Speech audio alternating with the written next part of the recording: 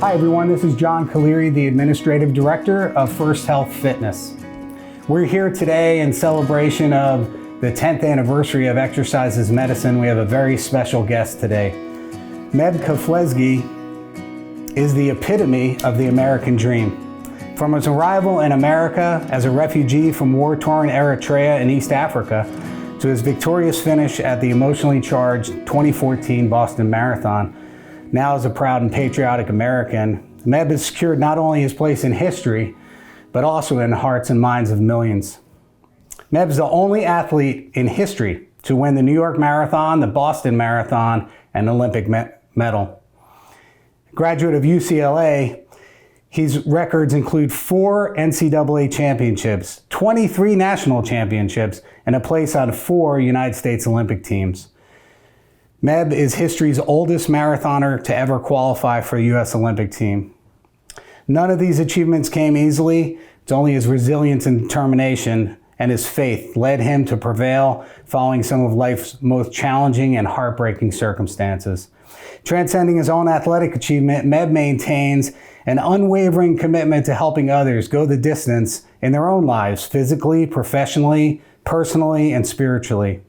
Every day, he inspires individuals of all ages and athletic abilities to achieve their personal best. He emphasizes that real victory lies in balancing a healthy, active lifestyle that emphasizes education, community, and a strong moral fabric. Today, Meb is celebrated as a symbol of courage and integrity, known for overcoming seemingly impossible odds. Fans, and I count myself among those, know him by only one name, Meb. Meb, welcome to First Health of the Carolinas. Thank you, John, for that beautiful introduction. Good to be with you, and thanks to First Healthcare for allowing me to be with you guys. Well, Meb, we really appreciate it. It's not often we have this opportunity, and this is a unique opportunity for us because we had this planned in October, but due to the current state of the pandemic in the United States, we did not do that. So we are doing this by Zoom call, and hopefully everybody gets a lot out of it, and I appreciate your flexibility. I'm going to jump right in with some questions for you. You know, your story reminds me of honestly, the embodiment of the American dream. You found your abilities, you use them to create success. Talk to us about what it means to you, including your family's move to the United States, your parents' sacrifice to actually do all that, and what it means to you not only to be a U.S. citizen, but also a champion that represented the United States across the world. John, you know, the pandemic kind of put out not to be in person. You know, it's a great honor to be with First Health. And my humble beginning started in Eritrea, where there was a lot of adversity and challenges. And I was born in Eritrea, in the Horn of Africa, where there was a war that lasted for 31 years. And, you know, without electricity, no running water, you don't know what the future holds. You don't know what tomorrow holds. In fact, there's no opportunities to go to school. Landmines were scattered around the villages and because of the war. But my parents wanted to do the best they can for their kids. And my dad was, you know, in the capital, Asmara, working in a grocery store. But because he was wanted by the Ethiopian soldiers, who was Eritrea versus Ethiopia for independence, the war that was going on. And, you know, he was wanted to win, so he was going to get prison or killed. So my mom kind of had the courage to talk to him to say, you know, you should escape from Eritrea for freedom so you can be alive. Otherwise, you're going to get killed or prison, and you're not going to be any good to us. So it was a tough decision because, you know, my mom, God bless her, she has 5 kids already and 1 on the way, and tell him to escape. It took a lot of guts for her to say that. But my dad kind of felt a little bit unsure because he don't want to leave her behind, and he don't want to be thought, hey, here's a husband leaving her 6 kids. And so he got the blessing from his father-in-law, her dad. And once she was okay with it, he took that journey, and he has to walk over 225 miles to Sudan. Wow. And it's not a paved road, it's not a trail. You just got to go through mountains up and down, and you know, scorpions, hyenas, lions, and tigers, and all that. It took him 7 days. You know, in fact, he had to spend sometimes on the trees because if you are on the ground,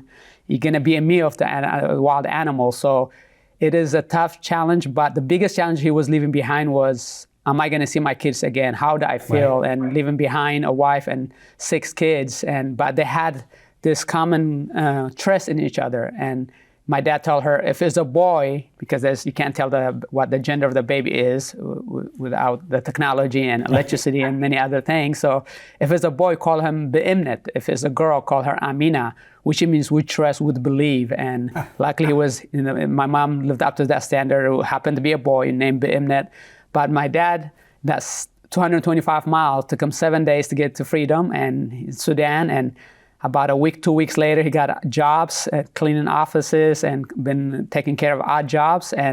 But he get connected. I have a half sister. Her mom was in Italy, so he connected with her to help him escape from Sudan to Italy. But it's been 5 years that we didn't see our father. I didn't have to talk to him on the phone, or there's no FaceTime, no Skype, no Zoom, no nothing. It's just, pictures he sent a little bit, at the cathedral in Milano, Italy, but hard work. He did work hard and send us money, send us clothes and things like that when people go back to Eritrea. But the one thing he ever wished was, can I see my kids again? Can I play soccer with them on Saturdays? And he would see Italian family and would ask him, what size shirt is that? So I can send, as they say 10-year-old, he would send that size for the 10-year-old son or that he has, And we were grateful. We were humbled and but there was hunger, not enough food. There was drought, there was famine, but my mom did the best she can to make us survive. And sometimes I remember vividly eating dirt to survive, because something in your mind says dig the dirt, dig enough where you can see the minerals or the texture of it, and you just eat it in your mouth. But my mom, it's not like when you don't have electricity and running water, you have to go plant the seeds.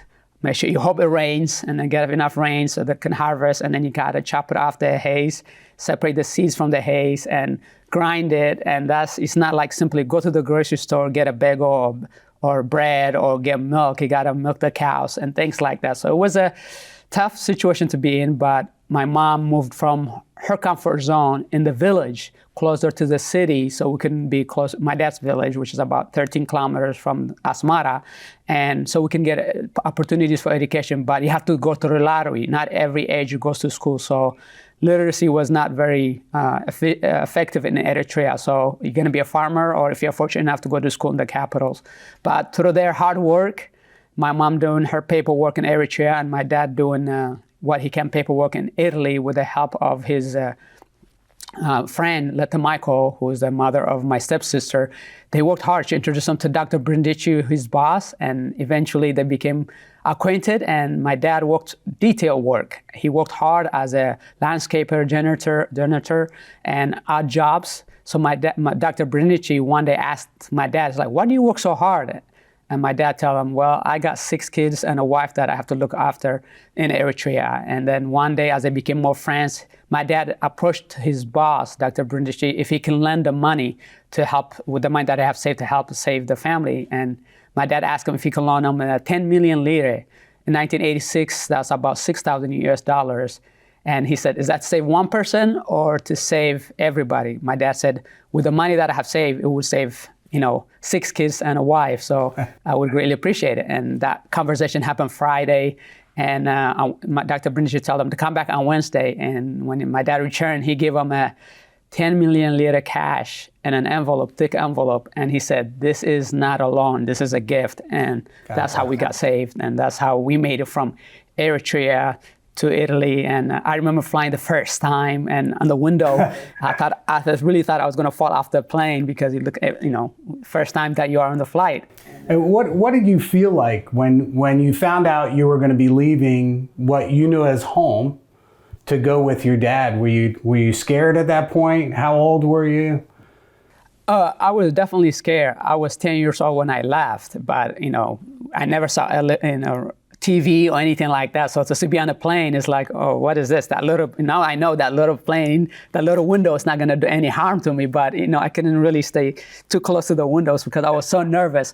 And yeah, I mean, first time I saw a car, I ran away from it literally because it was a single road. You walk in, the car's coming, it's like at fast pace. Like, what is that? Just straight run to the bushes. So, it was not a head start in terms of technology in that way. So it was very difficult, but, it was in Athens, Greece, when I first ran. My dad met us there. We came from Eritrea, and I was the first one to run to him. I said, Baba, and I gave him a hug, and he goes, Merhawi, which is my youngest brother, 4 years younger. And I said, no, it's Meb or Mabratom. And he just went to tears right away because he's like, he expected me to be taller, stronger, and bigger. And he was devastated. And at least you guys get food. I send you some stuff. How about those kids that are less fortunate? And then I remember my mom telling them it was a big burden for her to fly. First time we didn't speak English. There's no language. So she says, don't worry about the size and weights. Make sure all 6 of them are here because for her it's been a big burden for a long time to take care of us. So, but that's how we met after 5 years of separation. And when we went to Italy, being a kid is kind of cool because you get to learn languages quickly. So we learned right away. 6 months we were proficient in Italian language, and we worked hard. I was at a boarding school, but there was a lot of challenges also. It's the first time I ever saw TV. Now we have flat screen TV, but back in the days there was big TVs, and I'm like, how did the people fit in there? So I went behind, on the armadio, what we call in Italy, you go to the frame or case to go to see if the people were there. So it was really a shocker for me, but it's the first time, different ethnicity. It was homogenous in Eritrea, and in Italy, I was only African there, and be able to but my teacher and my classmate really embraced me. And it was on the weekends, since I was at a boarding school, they would take care of me and things like that. But Italy was a piece. But my parents always wanted to have a land of opportunity. So we tried to go to Sweden. In fact, we stayed there for a week and they sent us back. We tried to go to Canada. It didn't work out. But on October 21st, 1987, we came to the beautiful United States and beautiful San Diego. And we connected for the first time with my half-sister, Ruth. And that's the reason we ended up San Diego. I wasn't a runner, so people think I went there for the temperature. But it was the city that I was landed, and I loved it. And my parents told us, we didn't have this opportunity. Your uncles don't have this opportunity. Your cousins, for sure, that they don't have this opportunity. So don't lose it. Don't take it for granted. Make sure you work hard. And my dad woke us up about 4:30 in the morning to learn English, so we can get advanced before we go 7:30 o'clock class. So hard work does pay off. And I remember, I was 12 years old. I was supposed to be in 6th grade. In 7th grade, but they put me in 6th grade so I can get that middle school, elementary year to get a little bit of kind of learning English. But my oldest brother, Futsum, bear in mind now, for those of you that are listening, when you were in 9th grade, going to a different foreign country and not know the language and place in 9th grade because to your age, not because of your knowledge. So that was a shocker for him. But he worked hard, and he got the most outstanding student at the Roosevelt Junior High, middle school, and I have this trophy here that he gave it to me as a present. This trophy was the most prominent trophy that was played on the top of the TV before flat screen TVs to say, see, in America, hard work does pay off. Make sure you make us proud. They expected us to get an A in everything that we tried to do, whether it was math, history, PE class, or art and craft. And it was in 7th grade that, for me, the fortune of my God-given talent was discovered, because a PE teacher named Dick Lord said to the class, if you run hard, you're going to get A or B, but if I see you mess around and goof around, you get a D or F. It wasn't around the track. It was a mile run, and you have to run 6:15 to get an A and a t-shirt, and you get your picture in the gym. And it wasn't around the track. It was more around the baseball field, go around middle of the campus, go around the softball field, and finish in the middle of the campus. And he has to keep an eye on the athlete that are on the front, the middle, and the back. But he has to race to get to that finish line because I was running pretty fast. And to his surprise and everybody else's, my time was 5:20 for the first time I ever ran a mile. And that's when my God-given talent was discovered. And he goes, you're going to go to the Olympics. Bear in mind, this is 1988. It's, in fact, an Olympic year, but I have no idea what the word Olympic meant. So I said, an A, the t-shirt, trying to point out the shirt. I'm not even saying shirt. I'm like, the shirt. And he said, he called the high school coach, Ed Ramos. He says, this little one, because my two oldest brothers ran before me, he says, this little one is really good and he's going to go to the Olympics. So I went home that evening, asked my dad, I'm like, what's the Olympics? He said, what happened? He goes, I said, well, the PE teacher said, in my native tongue, that is, I'm going to Olympic or something. He's like, what'd you do? I'm like, I ran a 5:20 miles. Like, tell the truth. I didn't think your oldest brother ran that fast. So, then that's when he explained to me that the Olympics happen every 4 years in peace and harmony for friendly competition. And that's the way I learned about the Olympics. So if we just look back for a second at the story you just told, and I wonder throughout your years of running and training, in those times where you were hurting and miserable and didn't want to continue with the day, did you draw from your dad's strength that he showed when he walked across the country to get to Sudan? Or do you think you drew more from just your own kind of hard experience before you were 10?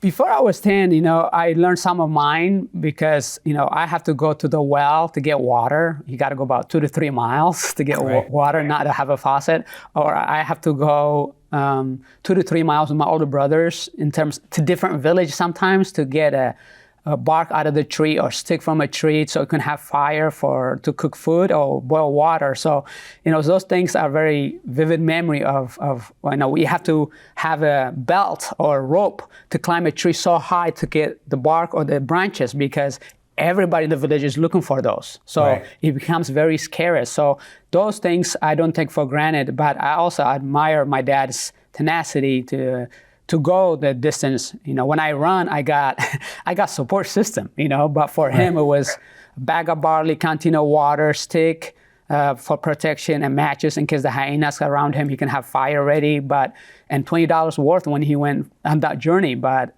for me, it's fun to run. It's easier for me. It's God-given talent. But for him, he got to mend in with the cultures, with the people also, because he has to go and kind of fit in with the people as he make his way to Sudan. So as you move forward then through high school, you found your passion for racing. Absolutely. I think, once that 7th grade happened and then I was in 8th grade, my two oldest brothers, Futsum and Aklilu, were racing cross country and track. I remember there's a picture of me lurking behind a tree, just like, oh, I want to be with them one day. And there's, they're in the uniform, I'm not. And I'm like, hopefully I could get that uniform on San Diego High, which I probably wore eventually. But it was just the desire. I used to wake up at, 5:30 in the morning to go for a run. San Diego doesn't get that hot, but I go to bed early and get up early in the morning, just train by myself. I didn't have any guidance, just go left or right. To this day, I don't know how far that is, but I tried to beat yesterday's time. That's how I trained. But eventually, I made the high school team, cross country.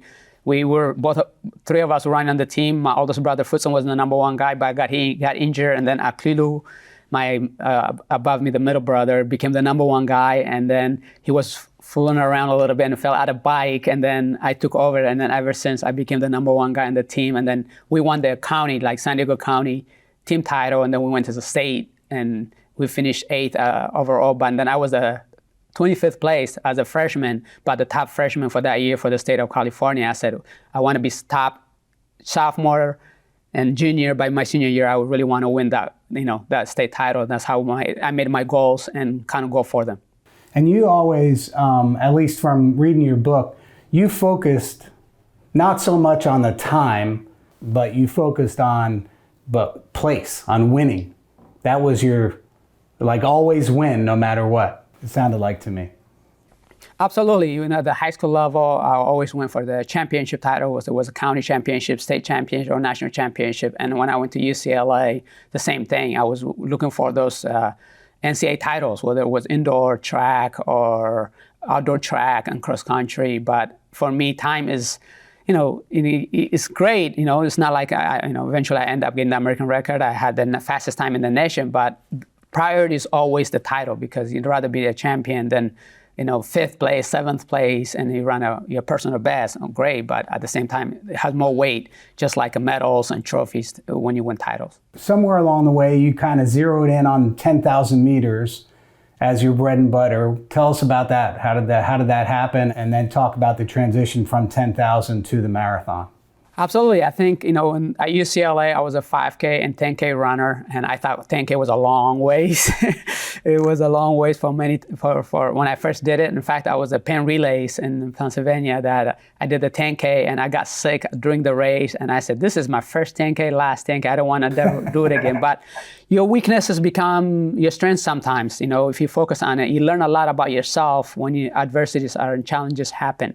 And for me, maybe I wasn't healthy, but I always believe prehab instead of rehab, and should do the right things the best that you can to avoid the injuries, to avoid the overtraining and things like that, because we are always happier when we're running versus not getting injured. So for me, that transition to the 10K after many training, doing the right thing, mileage-wise, nutrition-wise, and drills and stretching became that transition from mile to the 5K to the 10K. And it was fun because I won the NCAA titles. And then, I'll tell you a story. My dad, the American dream he talked about. So when I won 4 NCAA titles and I graduated in 99, and then 2000 was the first time I participated in the Olympic trials, and I made the Olympic team in the 10K, barely making it, the A standard that you have to run. You have to run sub 28:10. I ran 28:03, and Alan Culpepper it was so close. The finish line for the 10K at the Olympic trials, it was closer than 100 meters. So I was so nervous. I didn't think I won that race, and then, it would have given me a great honor to be able to go to the Olympics in Sydney, Australia, prior to 9/11. You wear your USA jersey with pride and dignity, and the Aussie went way above and beyond to make a great experience. And I had the flu that was going around at the Olympic. I stayed at the Olympic Village, and I made the semifinal to the final. I was ready to go, and I remember my dad. He's so proud, and he says, as an immigrant coming to the United States, now you're wearing that USA jersey. Today you're gonna win the gold medal. I'm like, Dad, I don't think I could win the gold medal for 2 reasons. One, I'm sick. 2, the guys that I'm competing against, like Haile Gebrselassie from Ethiopia, Paul Turga from Kenya, they are running 26:30s, and I just barely broke 28 minutes at the prelims. And I said, I just hope I don't get lapped. And he was disappointed because you got to think positive. You got to think positive. I said, Dad, today might not happen, but in the future, I hope to be able to to be able to win a medal for our country. I remember finishing 12th place at the Olympic Games in Sydney, Australia. I said, I'm happy to wear that USA jersey, but the next time I go to the Olympics, I want to win a medal for our country. And literally, when I set that goal, I was doing more in the 10K, but eventually, people always told me I was going to be a beautiful marathon runner because I have a really nice cadence, a nice form, and I can keep the same pace for a long time. Right. And I told them, when I was in high school, I told them, how far is a marathon? They're like, 26.2 miles. No, I'm a miler. I'm not going to do that. But eventually, in 2001, I broke the American record running 27:13. And then the next year was an off year, which is there's no Olympic year, there's no World Championship year. So I decided to see what my talent was in the marathon. So I decided to do the New York City Marathon in 2002, and it was chilly morning, 38, 39 degree in New York. And been in New York, the buildings are so tall, you never get the sun, you're in the shade, so it's extra cold. And I did my first marathon, and I was feeling great, mile 16. I got this, I feel great, I think I'm gonna win it. I got it down to 4 people. And then I said, worst scenario, I got 4th place. Best scenario, I can finish 1st, 2nd, or 3rd. And I threw my beanie away. I threw my arm warmers away, because 19 miles now, you're kind of a little bit somewhat warm, but at the same time, it's 38 degrees. The wind can change on you. And instead of tucking it in, I threw it away. And then I hit the wall, the imaginary wall. My mind says go. My body says no. And I struggle, considering to the competitors. And other people passed me. I got 9th place, and I'm running 2:12:35, and I was disappointed. The time was okay, but the place that people passed me, I hit the wall. I just said, it was freezing cold. I said, this is my first marathon and my last. I never want to do this ever again. And my mom was there. They seen me run the 5K, 10Ks. And my dad tried to massage my legs. My mom said, no more marathons for you. Just do the 5K, 10K, because she started me shaking and all that stuff. But the disappointing part of that was I ran 2:12:35. And to get the A standard for the Olympics, to consider to run the Olympics, you have to run sub 2:12. So I said, I'm not gonna run another 26.2 miles to shave off 35 seconds. This is not a good idea. I don't want to do it. And 2 weeks later, I went to Eritrea with my mom for the first time after 13 years, I believe. And I saw how people were living. It kind of brought me to my childhood, how I took for granted the opportunities that I have. Nobody forced me to do a marathon. And I went to discomfort the last 40 minutes or so, but I enjoyed it for most part. And I said, you know what, they're surviving from sunrise to sunset, working diligently, and they have to go to the well to get water. They have to do, go harvest the land, the plantation, and things like that. I said, you know what, you should go back and do a marathon. I really excited, came back to Coach Larson. I wanted to do a marathon. He's like, what got into you? I tell him the situation. He's like, well, you ran. That trip gave you a sense of gratitude for what you'd been through and what you've been able to accomplish and all. Yeah, absolutely. It put things in perspective for me, and this is the land of opportunity, and you got unique things. You got your education. You got you're getting paid to be fit and strong, and this is discomfort. So, and I came back, but I wanted to do Boston Marathon, but Coach thought it was very similar courses to the New York. So. If I'm going to shave some time off, I need to go to the flatter course. So I decided to do Chicago in 2003, and I ended up running 2:10:03, and I felt great. Then I said, oh, there's a future in the marathon. That's great. So, and talk about you qualified for the Olympics in 2004. Yeah, when I said that Sydney, Australia goal, I made that goal. I want to win a medal for our country. So fortunately for me, though, I made the Olympic team in 2004 in the 10K. And actually, I had the American record, the championship record, and I won the race at the trials. So everything was going really well for me in the 10K.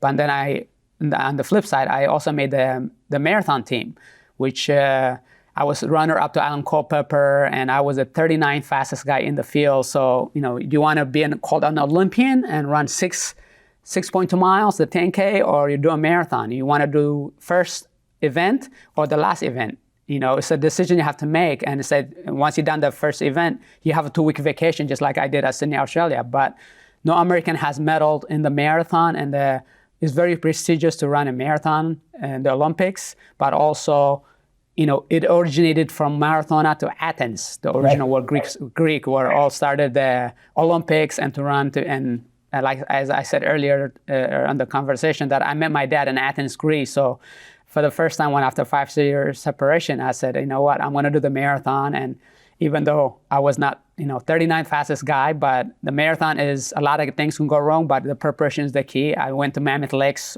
at altitude with Dina Kasser and Joe Vigil and Coach Bob Larson to prepare the best we can. And, in the race, underdog, obviously, but the United States Olympic Committee did a seminar for us on how to run in the hills, in the humidity.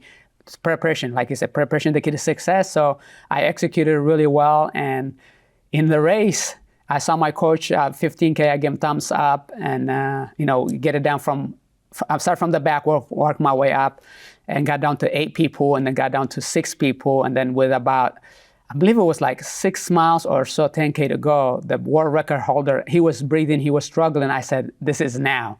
Push hard and get it down to 3 people. Going to Athens, it was my goal to win a medal. I really didn't care what color it was going to be. I just want to win a medal for our country. And, got it down to 4 people. I said, got to beat one more person. And then De Lima from Brazil was up in the lead. And I had no idea that he was in the lead. So I'm like, somebody from the United States tell me, you are 45 seconds off the leader. I'm like, I thought I was in the lead now, but so we executed, and it was Stefano Boldini who made a big move at 5K in the 5K from the race, and I hesitated a little bit because that was my 4th marathon ever for me. So experience there was not a lot, and I kind of think about my New York City Marathon where I hit the wall. So I said, you know what, let him have a go. I will go for the silver medal, and then obviously. A lot of flashback memories, my childhood, the 7th grade, Eritrea, the United States, and now I am representing our country. I'm about to win a medal for our country, and that's what's going on ahead. And then with 1 mile to go,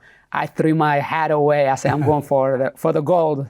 But I was having a great race, so it was Stefano Boldini. So it was a great honor to be able to come at the old stadium from 1896 to be able to win a medal, and which I have it here. And to be able to represent our country and be able to win this medal here, you guys can see it. That's beautiful. And then, but I was hoping you guys can translate this thing on the back because it's all Greek to me. So you had a conscious decision in that race that your goal was to medal, and so when the Italian runner took off in front of you, you decided, hey, I'm gonna hold off a little bit and make sure that I can medal, right? Absolutely, medal is important for me, and honestly, in hindsight, I wish I went with him because, he was beat up at the end, but I mean, he couldn't get up once he fell, and I felt great because the preparation was awesome. But for me, was now, do you want to go with him and jeopardize, because the world record holder, who is 5 minutes faster than me, can turn it off in the marathon? You feel good, but you feel bad. So right. I was worried also somebody might come back from behind, edge me out. So yeah, I played a little bit safely to go for the silver. But then with 1 mile to go, I put it up there. I tried, but he had that gap in a marathon. Once you make that gap a little bit bigger, it's hard to close that gap and to execute. Yeah. So as you got older, as we look at the rest of your career, as you got older, can you describe how did your training and your preparation change? Because you have probably the longest successful marathon career of any elite runner. And so how did you maintain that all that time? Exercise is very important. It's a lifestyle for me. After winning the silver medal, I had other goals. I wanted to go to Beijing, China, to be able to win another medal for our country. But you don't always get what you think you deserve. I mean, I was second in New York, second at the Olympic game, third in Boston, third in New York. I'm like, I'm ready for the Olympic trials, hopefully for a win. But it was in November '07 in New York. And I had a very challenging time. And I was favored to win. But I struggled to the race. It started hurting my calf, and then it went to my hip. So from winning, you're like, okay, maybe second place, maybe third place, maybe I can be an alternate. Got me to that finish line. I end up getting 8th place and disappointed. But after I finished the race, somebody told me, do you know what happened to Ryan? And I thought, we're talking about Ryan Ho, who ended up winning it. He goes, no, Ryan Shea. He said, no, what happened? He's like, he's dead. And he had a cardiac arrest and he passed away. And I was sitting on the bus next to him to the starting line. So it kind of put things in perspective. It's like, here you go, and trying to make an Olympic team. Your good friend who you train with in San Diego and Mammoth Lakes, and you had on the bus to starting line is gone from us. So it kind of put things in perspective. But it was very, really hard. And to overcome that, I think you have to look into the leaders, people who care for you. So it was a lot of people. At that point, I was contemplating retirement, in fact. But I said, I was on my knees and elbows to move from the hotel rooms because I couldn't put weight on I could stand up. Little did I realize 10 weeks later, after seeing so many doctors, so many therapists and MD and chiropractic, close to 50 doctors with all that I discovered that I had a pelvis stretch fracture. So I was beat up mentally, physically, and emotionally, but at the same time, somehow you have to move on forward, even if it's difficult. And I said, New York City Marathon will be my Olympics, and I didn't know it was going to be 2 years later, but I really wanted to win the New York City Marathon. So after doing about a year and a half of therapy and looking at, the doctors, the massages, and coaches, knowledgeable people who really care for you, everybody's giving you a high five when you're winning or when you are doing really well, but right. You really get to know who's on your team, who cares when you're in your low time of your life. And for me, to be able to overcome those adversity and challenges and to win the New York City Marathon, that's my gold medal, which I'm here to show you another medal here. I know this medal show here, but New York, they go big. It's a big one. It's probably twice as the silver medal. But those things happen for a reason, to help you be the best that you can. But you have to rely on good people, mentors, to help you kind of like adjust to the new life, but never give up on the goals and dreams. So who are some of those people who you found during that time to be your rock, and how they help you get through that time? There's a lot of, somebody said, I think what John Wooden says, you always run to people, and those people have positive or negative impact. I've just been very fortunate to have many people who affect me positively. Dr. Louis Meharam was the one that discovered the injury, but there was Dr. Dan Pfaff who started the drills, and I talked about a little bit about exercise is medicine, because half of the solution is to know what the problem is. The other half is how you're going to deal with it. And Dan Pfaff was allow me to be able to do the drills, which I had forgotten for a while, the therapy and all that, and the Van Camps. Dr. Steve Van Camp, who was my mentor from high school, college, and then eventually a good friend with Dr. Meharam. He's the one that we flew one flight to Phoenix from San Diego, saw Dr. Meharam, and then flew back to San Diego. And he said, come to New York, I will do MRI and things like that. But my wife, who's been there every step of the way, I remember praying when I can even walk in the hotel rooms to say, we prayed together and said, right, whatever God has planned for us, because she saw me struggling on my knees and elbows, moving from one place to another place, whether it's the closet or a restroom or whatever. She's like, you got your college degree, I got my college degree. This is not a way to make a living. Let's pray about it. And we prayed. And my parents always been there for me through the good and bad and allow me to be a good human being. And my brother, who's also my manager, most of you don't know, but I'm one of 11 brothers and sisters. So through those times and challenging situation, you rely on that. And then coaches, Coach Bob Larson, Coach Ron Tabb from high school, and Coach Ed Ramos, and all those coaches that have, and classmates and teachers. Sometimes you talked about earlier in high school level, they wrote in my yearbook that my classmates to say, hey, we're going to see you at the Olympics. So those, don't forget the small people, but hopefully I haven't changed just my demand for other things have more requirement. But I hope I'm the same person that genuine do care about people. And I feel blessed to have those people come into my life. So, a lot of, it's countless of people on the bike, when I'm running by myself, people pace me on the bike or help me out when I'm by myself in the isolation of Mammoth Lakes. Those are the people that I kind of rely on to help me be the best athlete and human being I can be. All right, so how did your training change? So you went through your injury with your pelvis fracture, and as you were ramping up for your New York run, was the training different for you at that point than it had been before? Did you have to modify mileage, or did you have to add in other kinds of exercises, or how was it different? As I got older, my metabolism slowed down and injuries kind of happened more chronic. And so this is what the prehab instead of rehab, where you have to work hard and the small things to add up to be big things. So for me, yes, I have to not eliminate afternoon runs, but do a elliptical ride with it. Instead of doing morning runs, I train 100 to 135 miles a week. So instead of doing it, all run, and I have to find a way to do afternoon and elliptical or bike ride. Right. And then I have to do nutrition. My metabolism slowing down. So, when you are 25, 26, 27, you can eat anything and everything, be okay. But now I go to a restaurant, like slice the burrito or the omelet in half. I said, I'm going to eat half of it now, I'm going to half of it tomorrow, or why not? So those you have to modify. And obviously the stretching and the drills that you have to do is very, very important, because sometimes talent can take you so far, but now when the injuries are happening, you try to prevent them before they can be bad. So, it might be 5-minute stretch. I tell people, if you're going to run 6 miles, run 5 miles, use that. Whether you 8-minute pace, 10-minute pace, use that 4-minute, 5-minute to stretch before, 4 or 5 minutes to stretch afterward, because you want to prevent injuries, And the same way with the healthcare, First Health, you want to avoid medicines, and you want to avoid, you want to have a lifestyle that is healthy, and right. And prevention and things like that. And I'm just proud of First Health for all that. I know you have health system, but you also have clinics. You also have gyms that people can have access to it. So it's a whole complete package to be able to just do this exercise. And I hear also that you guys are having the Cancer Wellness Center. So it's amazing to have patients go there to be able to learn and be confident within their colleagues to be able to say, hey, progress is making, and feel comfortable and with the equipment they have there. So it's wonderful. Well, I appreciate that. We really believe that it's everybody's personal responsibility to care for themselves at the same time as we're there to care for people also, But so I appreciate that. Tell me about your win in the Boston Marathon in 2014.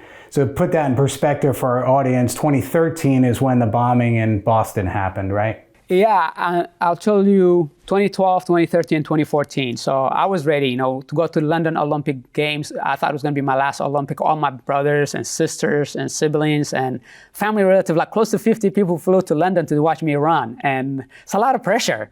And I remember telling Steve Lewis from NBC that before the gun went off, I said, this is my last, 99.9, my last Olympic Games. I hope to make everybody proud. And I was confident going in, but I struggled during the races. So in 2012, I was having the cobblestones were beating my feet up, and I was having a big third-degree burn, and the cobblestone didn't make it more worse. So my goal was to be top 3 or top 10 going to the race. And at the halfway point, I was in the lead, and then fading away. And often people ask me, do I enjoy the scenery where I run? I said, absolutely not. I'm more concerned about my competitors, their forms, their mechanics, how they breathe in, how much they're speeding, and things like that to observe, But that day, I was 21st place, and I thought, I got New York City Marathon in a couple months. I should drop out and enjoy this cathedral, St. Joseph, I believe it was. I said, this would be a good place to stop, and why not? But then I looked down, I look at my USA jersey, and I know all my family, friends, and my daughters are at the finish line. I said, this is not an opportunity. Do your best. Stopping is not your best. You are representing the United States of America. And, no matter how many people love to be in your shoes, so no matter how many people pass you, bear in mind, no matter how many people pass you, get to that finish line. That's important. But positive thinking is important. I prayed. I prayed in my native tongue, Tigrinya, and in English. And I said, God, help me get to that second group, because I was in the third group. Once I got the second group, I said there was 8 of us. If I could be one of them, I'd be happy. But I got a little greedy. I could beat maybe 5 or 6 people and things like that. And then I have no idea who else is in the front. So with 5K left, Coach Larson pointed out, finger like this, 6 fingers. I can see the Japanese guy that I was running next to, but I don't know who else is in there. And I see a green jersey with 2 miles to go left. And he hit the wall like I did probably in New York. I said, I have to catch that guy. And there was a guy, an American fan at the 1K mark. He says, come on, man, we can get the next guy. I gave him like a nod. I was like, okay, I hear you, and I can't win for it. And it was, I said, I don't know who's in the lead, who's in the top 3. So if one of them get busted with drugs, I want to be the one moving from 4th place to the medal. So I kept pushing. There's a picture of me with Dos Santos from Brazil, who won New York twice. Good friend of mine. I said, good job, Dos Santos. But in my mind, I said, get away from him. And I see the flag on the left. I grabbed our flag, the United States. I wanted to run with both hands, holding the flag up in the air, but he was trying to catch me too. So I tucked it in. I went to the finish line. I amazingly came in 4th place. That taught me how to overcome adversity, be in the moment, don't give up. And then I was blessed to be in 4th place. It's not a medal, but it taught me a lot how to overcome adversity. So that allowed me to be invited to the Boston Marathon in 2013, that 4th place finish. And I was training for 2013, but unfortunately I got injured and I couldn't compete. I couldn't go the distance. So I tell my brother Howie, I'm like, there was a couple guys. Ryan Hall dropped out of the 2013 Boston. Abdurrahman dropped out from the 2013 Boston. I dropped out of the Boston. I'm like, I could go 10 miles. We need an American representation. But, we gotta be patient. If you not have a chance to win it, don't just go in. And so I went to watch the race, and I don't usually do that, see my fellow runners finish due to drug testing or media obligation and things like that. So I was just happy to be there, and I tell my brother, give me a pass to the grandstand, because people start asking you on the TV, and things like that. I said, give me a pass to the grandstand. It was a beautiful day. I sat there for like 4 hours and watched the races. I finished the men finish. I sent a text to Ryan Hall, my good friend. I said, hey, we can do this. We can believe in it. We can win this. And he said, we'll get after it. I saw the women's finish. I saw the wheelchair finish, and I saw hundreds and thousands of people finish. And I had an appointment. I left 5 minutes before the bombing. Wow. And I was called, somebody gave me a jacket. I was staying there as long as I can, but, and I went to the Fairmount Copley, which was just like about 300 meters probably from there. I was walking with the John Hancock person, and they said, there's a bombing on Boston. I'm like, how can somebody have the heart? I threw the F-bomb, obviously, and I said, no way, that's not impossible. How can I have the heart to have such cruelty? And, well, that afternoon, Bonnie Ford, that April 15 of 2013, Bonnie Ford from ESPN asked me, are you scared to come back, or are you scared not to bring your family and things like that? I said, Bonnie, I hope to be healthy to win it for the people. So I set that goal. I said it to her. I carried that weight for 365 days that I hope that I do everything, the training, go into 9-day cycle because I was close to 39 years old. I got to modify my training. Instead of just doing, 135 miles, I just got to run about 100, 110 miles a week and stay healthy, get the starting line healthy. In fact, going to the starting line, I was the 19th fastest guy. According to experts, I had less than 1% chance of winning, and it was the stacked field ever. I mean, the number one guy in the world was there at the time, but nobody can test the heart. You have to be able to put the training, believe in your training, believe in your team, and believe that you are capable of doing anything. And going to that race, my goal was to win, top 3, or run a personal best. And obviously, the marathon, I have experience now. The Ethiopians and the Kenyans were trying to slow down on 5 miles into the race. I said, and you see the Boston Strong all over the street, the posters and things like that. I got motivated, and I just said, you know what? If I'm going to do the win, top 3, or run a personal best, I'm going to put it out there. If they catch me, they catch me. So 5 miles into the run, I just took off. And there was just for a boy who was with me at the 8 mile. I'm like, what are they doing? How come they're not coming? And then I was so in the zone that I don't remember going to the halfway point. I'm pretty sure there's a big mark that said 13.1. I don't remember it. I remember that 5:20 mile that I ran 7th grade. Having done the Boston Marathon course numerous times, I know what the hills are, what the challenges are, what the downhills are. I wear a watch so to kind of monitor my pace. And at mile 15 of that race, my mile split was 4:31. That 5:20 just became 4:31. I still have 10, 11 miles to go, but I just kept believing, and the crowd went ballistic. I mean, there were people doing the waves, chanting USA, USA, and I got excited. I'm like, USA, USA, USA. But, I'm like, save your energy for the finish line, save your energy for the finish line. And when you're pushing so much, a lot of things happen to your body. With about 3K, 5K, or 3 miles left, I look something to the right. So I do a lot of visualization in my training, how I'm going to do. And I had a vision that it came to Boylston Street where the finish line is, and then it came to a kick, and I woke up. So I looked to my right. I see that, oh my goodness, I led for 23 miles. I'm about to get caught. But I said, try to maintain the gap or save your energy or try to extend the gap. I said, if I save my energy, he's going to come from behind, and he's going to have the advantage of going. So I said, no, trash that plan. Now trying to maintain the gap or trying to extend the gap. And I had the victims' names on my bib: Crystal, Sean, Ling, and Martin. So they gave me motivation, and people were just excited. I just kept pushing and pushing. I prayed. I said, give me your energy. I'm doing it for you. Give me the strength.